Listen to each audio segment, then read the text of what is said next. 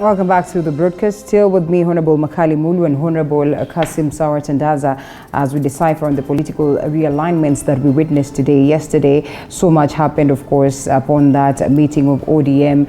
We also saw the likes of bigwigs, as Anne Waiguru also making statements that kind of paint a picture of a scenario where we are yet to be treated to so much, and we are keen to look at all this and just generally what is also happening with One Kenya Alliance in regards to the same realignments, and of course what Kenyans then would expect or should expect come 2022. Honorable Kassim Sawa, as you weigh in on Kalonzo's position, and I know you probably, well, I would want to say that Honorable Makali Mulu would hold brief for him, but you do not. Certainly would hold brief for Honorable Musalia Mudavadi. What do you make of the fact that it's going to be quite a tough nut to crack in regards to making sure that One Kenya Alliance is able to have, a flag bearer, and acknowledging the fact that we say nobody would be able to go it alone? Sure. Since the advent of multipartyism, Linda, and specifically 2002, when the NAP government came into power, I think that was the defining moment of our coalition politics. And the trend has been very consistent. I don't know why we are thinking that this time around it has to be different. The defining moments of flag bearers and the final coalitions, and normally they come into fruition about, probably if they happen early, 6 months to the general election. Otherwise, they can even happen 4 months to the general election, or even 3 months to the general election. That has been the trend, and I don't think it's going to be any different. The reasons why us in One Kenya Alliance are being pushed so hard to declare our presidential candidate, to me, that is quite suspect. We are not in a hurry, with about still 11 months to the general election. And it has never been a problem, because even in the last general election, 2017, people thought that there will be a fallout and backstabbing and all that. But when the NASA coalition came into being and the presidential candidate was announced, it was out of consensus from those different parties. Well, the NASA is a different story post-election. Everyone knows it's a history we don't want to go back into. But when towards 2022, in the One Kenya Alliance, where fortunately me and the Honorable Makali all ascribe to, we are quite confident that what we need to do now is to build on our strengths. And all the leaders in One Kenya Alliance have their own strength. Will it be 2 million votes? Will it be 4 million votes? Will it be 1 million votes? But in Kenya, every vote counts. I always keep reminding people that, well, we might not be talking of 4 million votes from the coast region, but we're also talking about close to 2 million votes. And you can also see the elements that are happening in coast. So I can tell you, this is the season of realignment. It is the season of coalitions and alliances, and they are yet to happen. From where I sit, it's not a closed shop. They are yet to happen. There will be a lot of movement, and it's within the democratic space that is allowed by our laws of this land, by our constitution. So I'm still confident, and I'm sure quite confidently that my party leader and Honorable Kalonzo Musyoka, there are people who held all these positions, as Makali has rightly said. If it's about the vice president, even Mudavadi has been, the different portfolios he has held, and whatever, all what we need to do. And I cannot purport to be advising my party leaders, because that will be jumping the gun. But I think it is common knowledge that if we rely on our votes from our backyard only, that will not give us the presidency. So all what we need to do as Kenyans, as especially the leaders and us who are in those positions, is to go out there to look for votes from the ordinary Mwananchi. Honorable Kalonzo, Honorable Musalia, and Honorable Gideon Wetangula, let's move out, sell our policies to Kenyans, not just in our backyards. But we have Tana River, we have Kajiado, we have Marsabit, we have Mandera. Sometimes from where I sit, unless Honorable Makali has an idea, I don't understand why we are not moving into those areas and look for votes. Because we are not going to win with 4 million votes. If I were a presidential candidate, I will not be working on a vote tally of 2 + 4, 6 million and saying I'm going to win. No, I will be looking at a vote tally of probably 14, 15 million votes. And certainly those votes are there, but they are with the Kenyans out there. That is where we should be moving into. And we're speaking about the economic models that these individuals are presenting, and if at all, Right Honorable Raila Odinga were to work with One Kenya Alliance as well, he comes with his own models that he has presented. Maybe just by looking at them, you realize that these key issues that continue to bedevil Kenyans are issues that have been captured in all these models. They appear beautiful, but we still question the practicability of all this. Is it just a question of trying to woo the people of Kenya into buying into their narratives, yet there's really nothing much that has been crafted towards making sure that this works? And when we're talking about coalition, just how then will again these principles of One Kenya Alliance amalgamate these interests that they seek to address in their own special way to make sure that will be a balanced approach towards addressing the people or the grievances of the people of Kenya? Linda, first of all, I must thank all the presidential aspirants, because for the first time in this country, now we are putting the economy at the center of our debate. Actually, in the past, it was just by the way. But now you can see every presidential aspirant is putting the economy at the center of their manifesto. And I think what is happening, that is just to tell you that our economy is now at a stage where we need really to do something to kind of bring it back to life. And what is happening, Linda, is that when you look at these manifestos, and I've said this many times, Kenya, the way we are structured currently, we have what we call a development blueprint, which is the Vision 2030. So, and then we have the 5-year medium-term plans, which are also developed from the Vision 2030. So what is happening? Anybody who is crafting an economic kind of model has to be guided by the broad development blueprint, which is the Vision 2030. And that's why you see they are not very different in terms of the approach. When our party leader talks about a 24 economy, when Mudava talks about uchumi bora, when Ruto talks about bottom up, when Raila talks about infrastructure and improvement, all those other areas, what they are telling you is at the end of the day, they want to improve the economy. But that is easier said than done, Linda. The challenge is in the implementation. And I think that's where now, as Kenyans and as voters, we need to move now to the level of what do you want to do to how are you going to do it.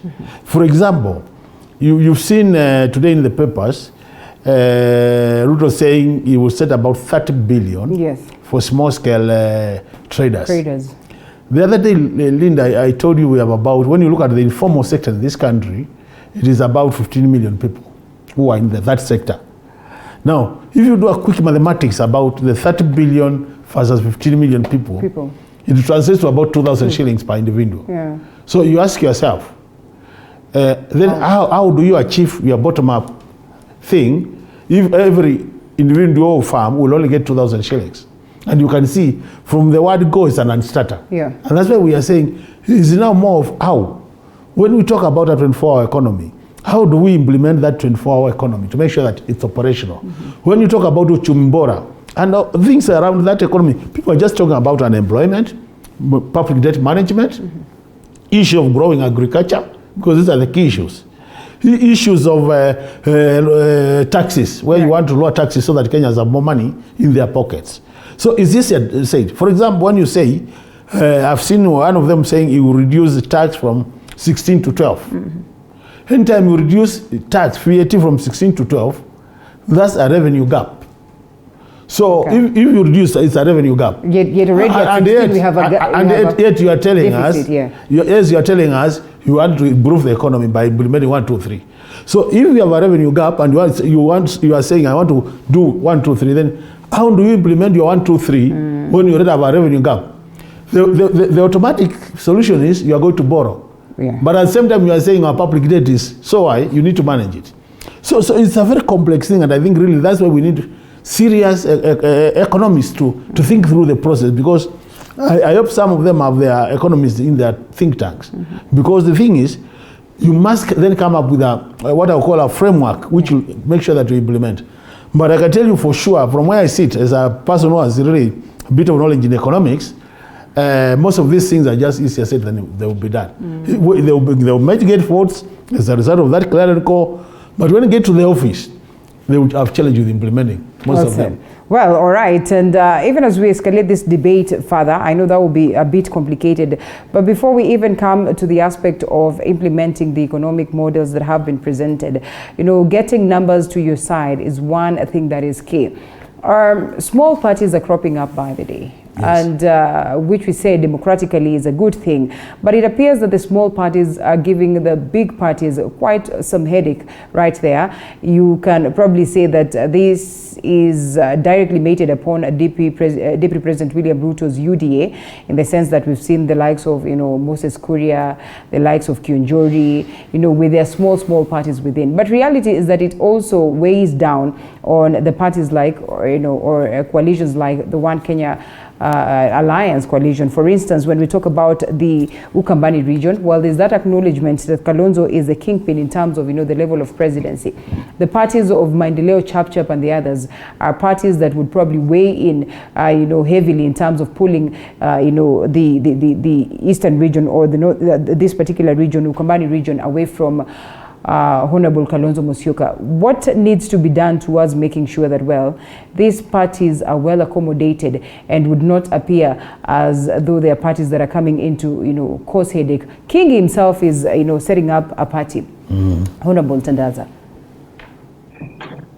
Well, the sad thing about our party politics, Linda, is not about small parties and big parties, because currently we are looking at UDA as a big party.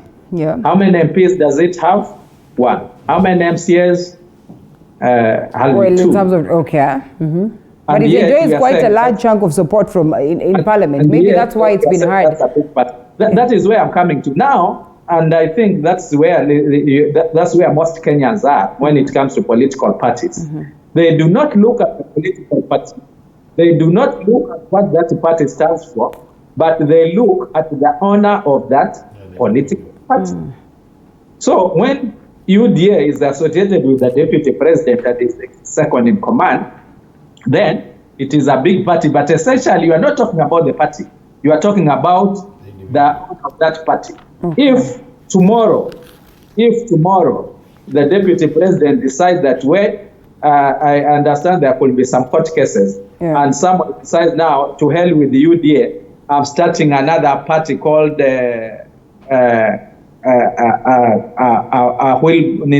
Kokotene or a fan or any other name. Then that you will start now debating that it's a big party. And that is where our problem actually is, that our parties are not parties as per the definition of the Constitution. Because if you tell me, Chama, the party, Honorable, His Excellency Governor, Amathon King is a small party, I would really challenge you, because for you to form a party, it has to be national, unless the registrar of political parties also is sleeping on her job. But essentially, you are saying this party has at least 1,000 members, at least in 24 counties. This party has offices in at least 24 counties. They have their constitution in those parties. They have their registers of members in those offices. So all parties essentially are national, but the problem is who is heading that party. Anyway, going forward, Linda, whether small parties or big parties, we know from where I sit, and I think this is the reality, every politician is alive to. People normally vote along their ethnic lines. very sad, very sad. I want to put this right, a very, very sad situation. And I agree with my colleague, Honorable Makali, that no one will approach 2022 hoping to win without coalitions, and these coalitions definitely will go along those ethnic mobilization. What is happening to Moses Kuria? Well, he will always say, I shared the podium with him, I think 3 weeks ago in Kiambu. his county, and he stood and said, well, I'm with the Hustler Net, I'm not in UDA, and I'm with a leader with party and negotiate with the. That is what is happening. That is what is going to happen going forward. People will form parties as bargaining tools. And no one, no party leader, no serious presidential candidate will go it alone. This you can take me to the bank. Even for someone who says, no, we don't need the parties, we don't need other parties, we need the mass. It can't happen. It can't happen, and it will not happen, at least in the short run towards 2022. And whoever doesn't organize, whichever region, remember, in course, we don't talk about tribe, by the way. We don't talk about our ethnic. We are talking about our whole region. And of course, its own unique situations, unique problems, and certainly asking for unique solutions. Whichever region will not be able to mobilize itself to put its agendas in one basket with one leader, it will certainly be disadvantaged. You can see what happened 2 weeks ago with the Northeastern. They are mobilizing themselves within a certain political party and see where best they can. That is the way it is going to be. It's not criminal. The only criminal part is when we tend to use our tribal affiliations now to threaten other people. I think that is the only unfortunate part. But we can still use our diversity to our advantage in this country. A tribe factor is one thing, and I know you want to come in on the same. As you also weigh in, that aspect of tribe is crucial. And you realize that the likes of Moses Kuria, Mwangi Kiunjuri, Isaac Ruto are bargaining, on basis of tribe, based on the parties that they present. And you can hear Mr. Rigathi Gachagua saying that Moses Kuria, what is his strength? That is one question. Yes, he is from Mount Kenya, but when he comes, he is just alone. Same to Mwangi Kiunjuri, and therefore, to him, they do not represent the voices of the people of the mountain. Just how much of bargaining power does an individual have, or certain parties have, when they get into a coalition and they hold their own respective parties? Linda, this issue of small parties is something we'll have to live with, because I think it has also a bit of advantages. There are actually 3 reasons why people form parties. One of the reasons is that you want to take power, and that's why you want to go to a coalition and alliances. But if that doesn't work, there are other 2 reasons which are never said by anybody. But they're just the reasons. One of them is, Linda, anytime you are negotiating as a party leader, it's not like when Makari negotiates as a member of parliament. So what will happen, you actually up your stakes, so that when you sit down with other party leaders, irrespective of the size of their party, you are a party leader. Even when even when you are alone, like that's what they have been called. Then the second reason, some of the so-called small parties also become very attractive as we approach elections. You don't have to have party nominations. So many people are kicked out of the system from the main parties because of the competition. So these parties, which are seen to be friendly to the bigger parties, then come out like now the parties which will bail out those who feel like they have been unfairly treated. And I can tell you, Linda, party nominations really treat people unfairly. There are those who lose because they have been mishandled, they have been rigged out, and that's why you find now it becomes like a home for such a people. But now, behind becoming home for such a people, then there is also money making out of that. Because when you want a party ticket, you pay money. So the so-called, actually, I remember at one point, the late Honorable Kalembe Ndile, may he so rest in eternal peace, was saying Tip did not get any member of parliament, but he got a lot of money. You collect money, Linda. So what they are not telling us is I want to stick to with my party so that I can also get money as a result of giving tickets to those who will have lost. Because there will be so many people looking for tickets and you can't get it. ODM, they have given their ticket, Wipe has given their ticket, and you still want to go up to the end in terms of election. So you look for another small party, you get their ticket. But what's it that done? I think, as Tandaza said, there is no small party. Actually, the problem we have in this country is people look at parties as individuals. Today, if Raila moved from ODM and they came to Wiper, he will come with everybody. They will not care what Wiper stands for, whether we have clear policies or strategies, and that is so for a few of our top leaders. But I think over time we'll be getting parties which are informed by issues. For example, you look at the party manifesto and you say, I believe in this manifesto. We are not yet there. But I think in another 2 or 3 elections, we actually, now the way Kenyans are getting enlightened, and with this focus now, Linda, I was showing, you see, as I said earlier, this year, there's a bit of focus on the economy. Now think about next year, if we picked another topic and focused on that, the next elections. So over time, it will get to a level where issue of ethnicity, issue of region will actually die a natural death. And then we start talking about issues. What does this party stand for? Matters economy. What does this party stand for? Matters foreign policy. What does this party stand for? Matters women. What does this party stand for? Matters issues of what I will call economy, foreign policy, women, the key issues of marginalization, so that at the end of the day, it is you to give us a manifesto which says, these are the issues I will address, and then on the basis of that, you cast your vote. And this is happening in the developed world. And I think we are not far from there.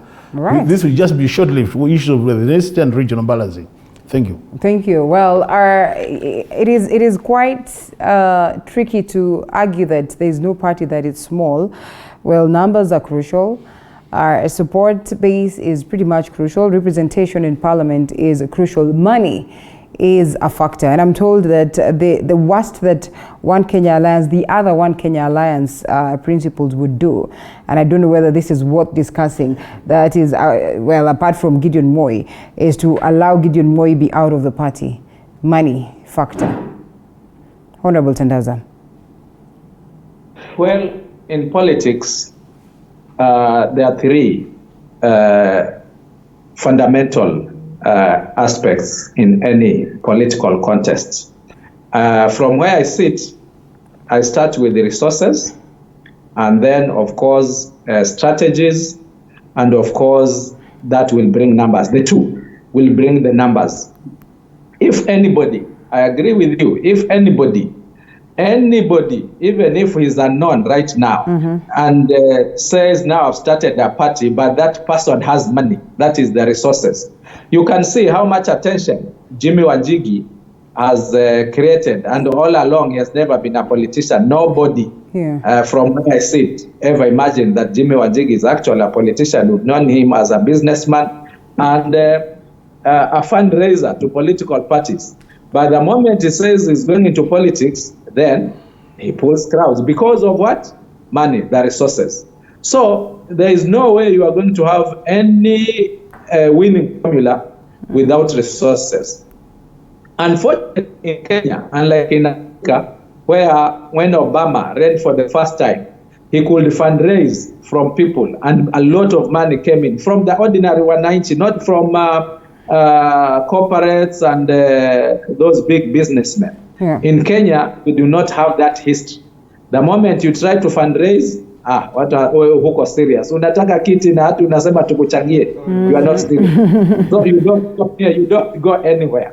That is the only unfortunate bit. But if we were to go by the policies, by the qualities, by the integrity of the leader that you would want to lead you, the one you would want to choose, it would have been possible to fundraise, or even how much does it cost to cast a ballot in favor of a candidate? It is free. You are given that paper free. You have an ID which you are given free. You registered as a voter which was free, and you are going to cast that vote without pay. You say, so essentially you don't need money. But it is the voter now. That is where the problem is. Whether that is going to change very soon, I can say Honorable Makali was putting timelines. I don't think it's going to change soon, given our poverty levels that are increasing. You know, if our poverty levels were reducing, then we will say more and more of the ordinary voter will be now thinking. But anybody thinking with an empty stomach, he starts with the stomach. He doesn't start with the brains. That is where the problem is. Well so that is bound to be there for quite a long time. Us in One Kenya, of course, we are not poor. Let me put it that way. We are not poor. Singling out an individual, I think that is quite unfair. That is quite unfair. Nobody has amongst all the presidential hopefuls, amongst all the party leaders in one Kenya, none has declared how much he or she owns, for that matter, because we expect more to join us. All right. So I don't think we are very right to single out an individual. But going forward, certainly resources is an issue for anybody, even me as a person, going to 2022 looking for the seat of Matuga. I start with the resources. Where I'm going to get it from, that's a different matter. But I'm hoping when the resources come from any presidential candidate, they will be coming from legitimate sources of income.